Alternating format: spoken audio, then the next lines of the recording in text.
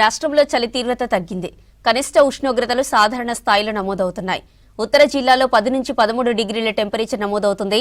ఇవాళ అత్యల్పంగా కొమరంభీం జిల్లా లింగాపూర్లో 10.4 డిగ్రీల టెంపరేచర్ నమోదైంది. ఇక మరోవైపు బంగాళాఖాతంలో అల్పపీడనం కొనసాగుతుంది. 48 గంటల్లో అల్పపీడనం వాయుగుండంగా బలపడే ఛాన్స్ ఉందని తెలిపింది ఐఎండీ. ఈ ప్రభావంతో దక్షిణ జిల్లాల్లో తేలికపాటి నుంచి మోస్తరు వర్షాలు కురిసే అవకాశం ఉందని ప్రకటించింది.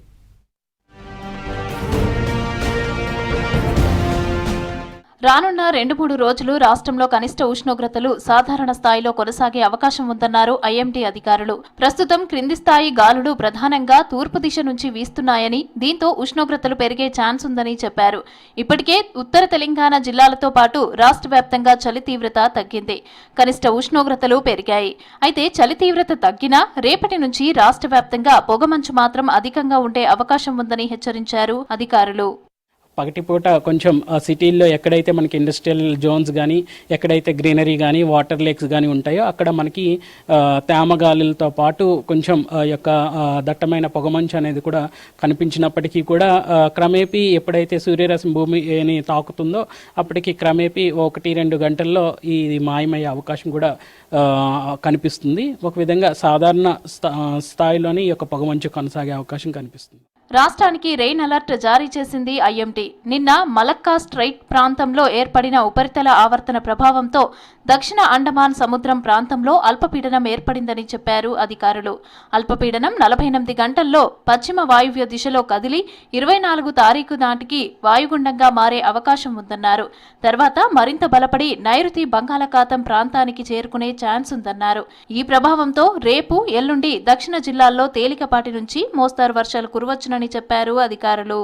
నిన్నటి వరకు కొనసాగినటువంటి ఉపరితల చక్రవాకం ఏదైతే కొనసాగిందో ఈ రోజు కనుక చూసుకున్నట్లయితే అదే పొజిషన్ అంటే మలక్లోనే మనకి సుమారు అల్పపీడనంగా ఈరోజు కొనసాగుతుంది.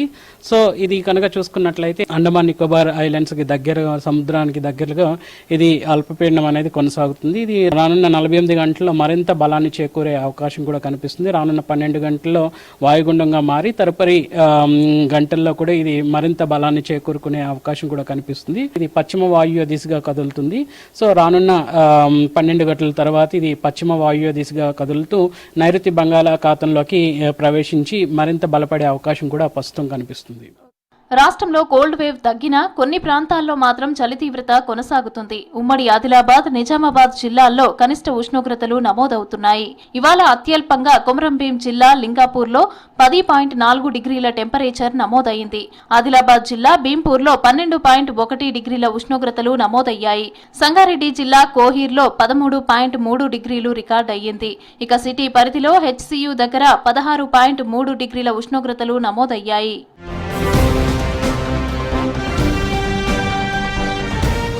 ఉమ్మడి నిజామాబాద్ జిల్లాలోనూ చలి తీవ్రత పెరిగింది. ఇవాళ జిల్లాలో మక్లూర్లో 13.5 డిగ్రీల కనిష్ట ఉష్ణోగ్రతలు నమోదయ్యాయి.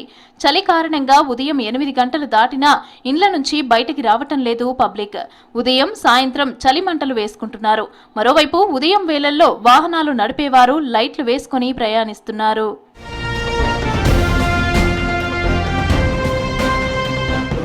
చలి నుండి కాపాడుకోవడానికి sweaters, mufflers, monkey caps, hand గ్లౌజ్లు వాడుతున్నారు జనం. స్వెటర్స్ వాడినా పూర్తిగా చలిని ఆపడం లేదంటున్నారు. ఇక రేపటి నుంచి చలి తీవ్రత తగ్గే అవకాశం ఉందని చెప్పింది ఐఎండీ.